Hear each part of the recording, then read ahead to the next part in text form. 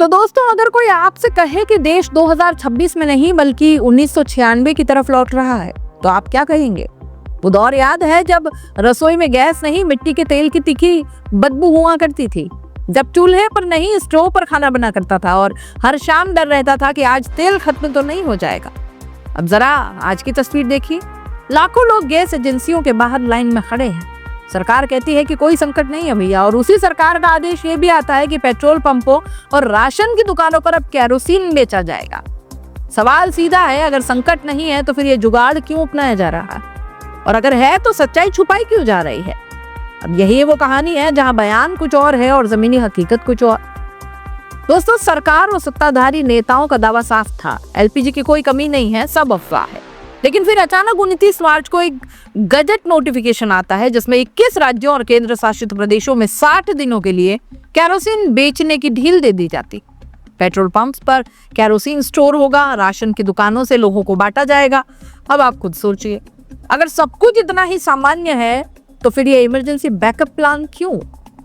दोस्तों, सबसे बड़ा सवाल यही है, जब हालात बिगड़ रहे थे, लोग लाइन में खड़े थे, ब्लैक मार्केटिंग चरम पर थी, तब सरकार 15 दिन तक चुप क्यों रही? क्या इंतजार किया जा रहा था? क्या उम्मीद थी कि हालात अपने आप ठीक हो जाएंगे? इस बीच हुआ क्या?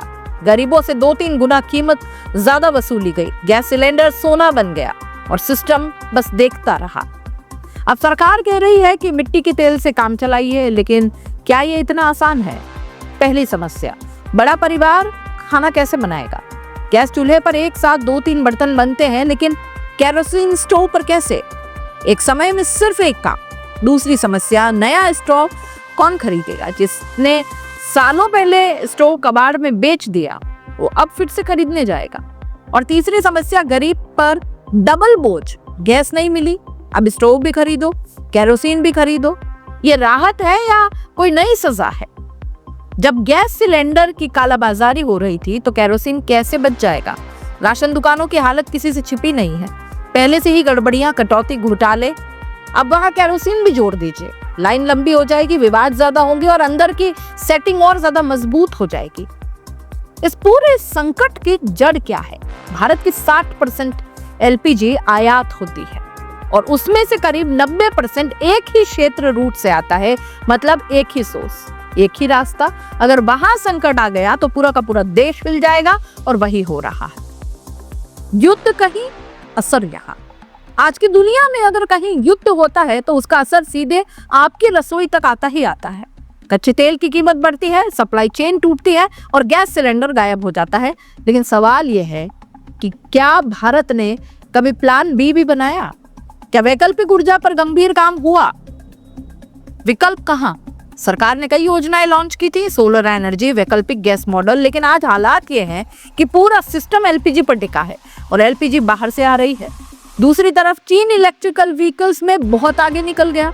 भारत में ईवी अभी भी महंगी और सीमित है। सवाल फिर वही है, हमने तैयारी क्यों नहीं की? बयान है कि कोई संकट नहीं है, फैसला है केरोसिन बांटो।